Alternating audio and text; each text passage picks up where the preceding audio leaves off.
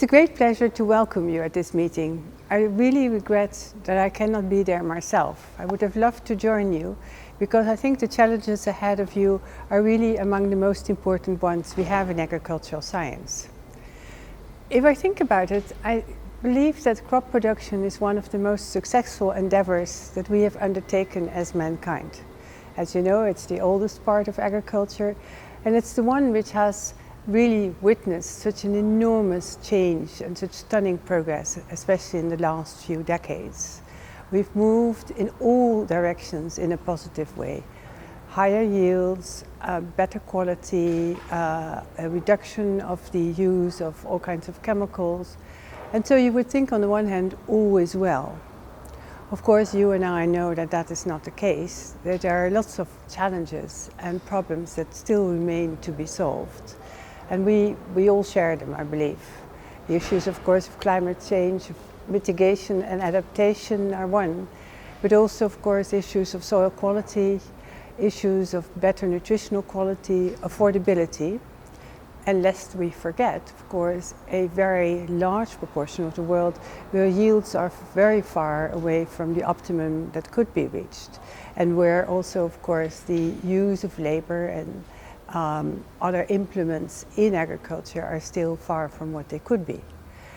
On top of that, we have a number of other challenges, and I believe that it's not an exaggeration that the agriculture sector, and particularly the crop production sector, is the economic sector of the future. Let me explain what I mean by that. If I think ahead a couple of decades from here, say towards the middle of this century, what we will see is an economy that moves increasingly away from fossil fuels. An economy that will rely on biological sources of biomass, not just for food or feeds or fibers, but for all kinds of things, not least, of course, also for the replacement of current petrochemicals. And the only sector that really can manage the agricultural products or biomass in any sizable way at an economic level is, of course, the crop production or the crop producers. And so that's why I believe all the big challenges of the future are with crop production. So you might think the future looks bright. And yes, indeed, the success of progress in crop production has been tremendous. But we are also aware collectively that that success has come at a price which is not just the alteration of terrestrial ecosystems, the issues of climate emissions or emissions of greenhouse gases, the destruction of habitats, and so on and so forth. And of course, what is most worrying is the fact that many people in the middle classes of the OECD countries believe that science is part of the problem there and not part of its success. That is something that we need to address really right early on. I feel that the lack of trust of the modern society in the solutions that science can give is really one of the things that we haven't curated sufficiently as scientists. And this is where I also extend a challenge to you. So science is obviously part of the solution and not just part of the problems. And it is very encouraging, I think, that there are a number of issues and new developments that help us to deal with the current problems and challenges. We're greatly helped by advances in modern genetics, and I don't mean only genetic modification or only gene editing, but a better understanding of how the genome works. The relation between genotype and phenotype is going to help us to really tailor-make solutions. Secondly, the tremendous advances that have been made in digitalization, or the combination of artificial intelligence, sensors, and big data really help us to understand how systems work and to monitor in a much more detailed way what happens on the field and what happens to individual plants or what happens to soil characteristics. So that whole conglomerate of big data is also going to help us. And then I think there are also advances in our understanding of ecology, habitats, biodiversity, soil biota, and so on.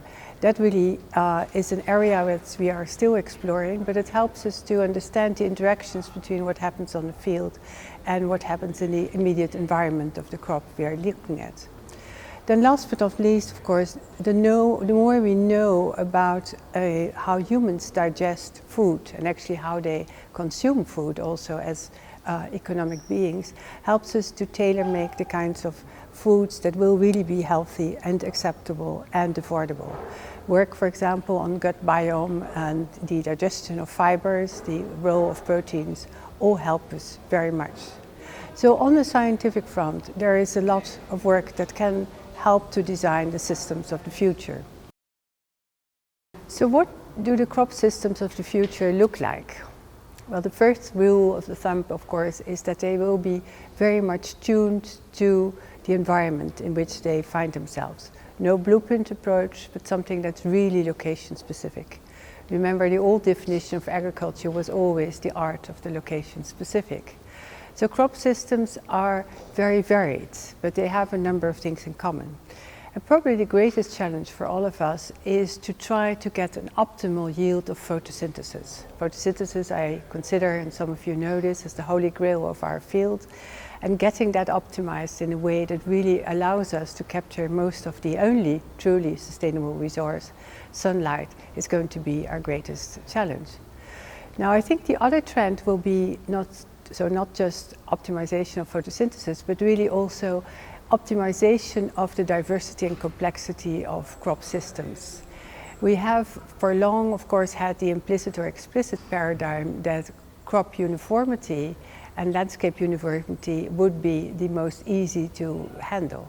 That is not the case anymore, because especially the kinds of sensors and monitoring systems that I just mentioned allow us to design far more complex systems where, for example, different crop species or varieties or annuals and perennials can be combined together. So that's a kind of old mixed farming, but then in a new version, if you want. That also extends to the other possibility, which is a better integration of animal production with crop systems. That is one of the underlying ideas of the new paradigm of circularity, where in fact nothing is wasted, or as little as possible, and crop residues can be fed to animals and animal manure can be back on the land. That is easier said than done, as most of us know, but the idea that we could go back to a kind of modern form of mixed farming and mixed cropping and strip cropping or annual perennial combinations is a very attractive one.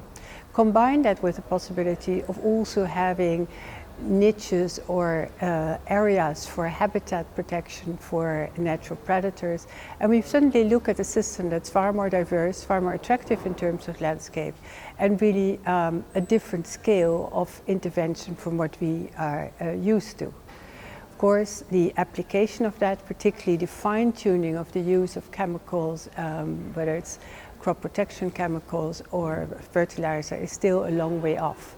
And it's that optimization, I think, that will be one of the greatest things that we need to develop. And again, let me reiterate, it needs to be developed in a very specific, location-specific context. So what is needed to really create and optimize these diverse systems? I think one important part of the story is obviously interdisciplinarity. And not just interdisciplinarity between crop physiologists and crop breeders, but definitely also with soil scientists, ecologists, hydrologists, social scientists, and anybody who has a clear interest in the rural areas and in consumer behavior and in policy. So that's a far wider group. It's something that we are experimenting with in Wageningen, actually to quite great success. Secondly, we need international collaboration. As you sit here, obviously you are already a representative of the international work that we can do together, but it requires also, I believe, to set up databases to really exchange experiences and go to the nitty-gritty of how systems work, what we have monitored, and how we can actually manage it. That's why some of these large EU programs are such a success, because that's what they can do and they couldn't be done otherwise. So international, interdisciplinary collaboration, but also collaboration with what we sometimes in the Netherlands call the Dutch diamond, meaning not just scientists among themselves, but also very much with farmers, with the public at large, NGO, government, and the private sector. This is really an endeavor that requires a long-term commitment from everybody.